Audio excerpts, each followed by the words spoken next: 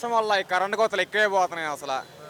ఏంటి, ఏ లైన్ మేము పెట్టుకున్నా ఈ లైన్ ఫోన్ చేస్తాం, తర్వాత ఫోన్ చేయండి, వరదలు తగ్గా వస్తాం, వర్షం తగ్గాక ఫోన్ చేయమని అంటున్నారు. వర్షం తగ్గాక మేమెందుకు ఫోన్ చేస్తాం? వర్షం పడ్డాక ఆల్రెడీ ఎలాగో ఛానల్ క్లియర్గా వస్తాయి కదా. దీన్ని బట్టి ఇదే నాకు ఈ గవర్నమెంట్ చేసేది. ఈ గవర్నమెంట్ తప్పు ఏముందో తెలియదు. ఆ లైన్ మ్యాన్ పద్ధతి మరి ఏంటో అర్థం కావట్లేదు. కరెంట్ విషయం అసలు మామూలు లేదు. కరెంట్ మీద పడితే రోడ్లు గీట్లు చాలా ఉంటాయి. ఆ ఒక్క కొరతే కాదు, రోడ్లు కూడా.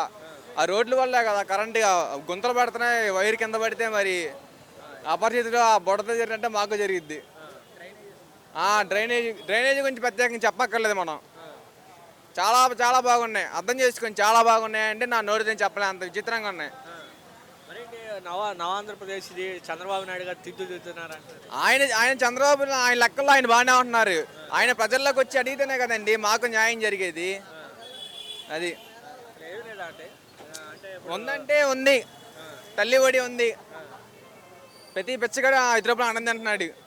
మాలాంటి సంగతి ఏంటి? మాలాంటి పరిస్థితి 20 లక్షలు ఉద్యోగాలు ఇస్తామని చెప్పారు యువతకి. 20 లక్షలు నేను డిగ్రీ చేసి 3 ఏళ్ళు అవుతుందండి.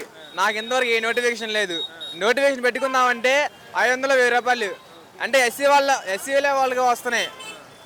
అంటే మా తప్పేంటి? ఎస్సీలో పుట్టినందుకు, మా ఓసీ బీసీ మేము పుట్టినందుకు మాకు న్యాయం. సమన్యాయం అంటే బీసీ వాళ్ళు కూడా తక్కువే, ఎస్సీ వాళ్ళు ఇంకా ఇంకా తక్కువ. బీసీ వాళ్ళు తక్కువ చేయాలి. 2 minutes వచ్చేస్తున్నా, ఆగు. నేనంటే వెళ్ళిపోతున్నాయండి. ఉద్యోగాలు అంటే ఎప్పటికో వస్తున్నాయి.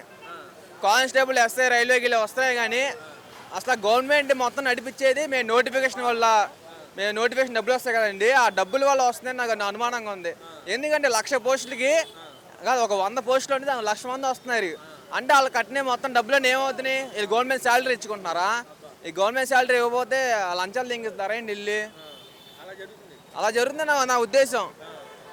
యువత ఎటువంటి మరి నిరుద్యోగ వృత్తి అంటే ఉద్యోగం లేని వాళ్ళకి 3,000 రూపాయలు నిరుద్యోగ వృత్తి ఇస్తున్నారు. ఈ యువత ఏం చేస్తున్నారంటే మా గవర్నమెంట్ ఏం చూపించట్లేదు, జాబులు ఇవ్వట్లేదు అని చెప్పేసి ఒక 5,000 పెట్టుబడి పెడుతూ గంజాయి తెంపుకుంటున్నారండి.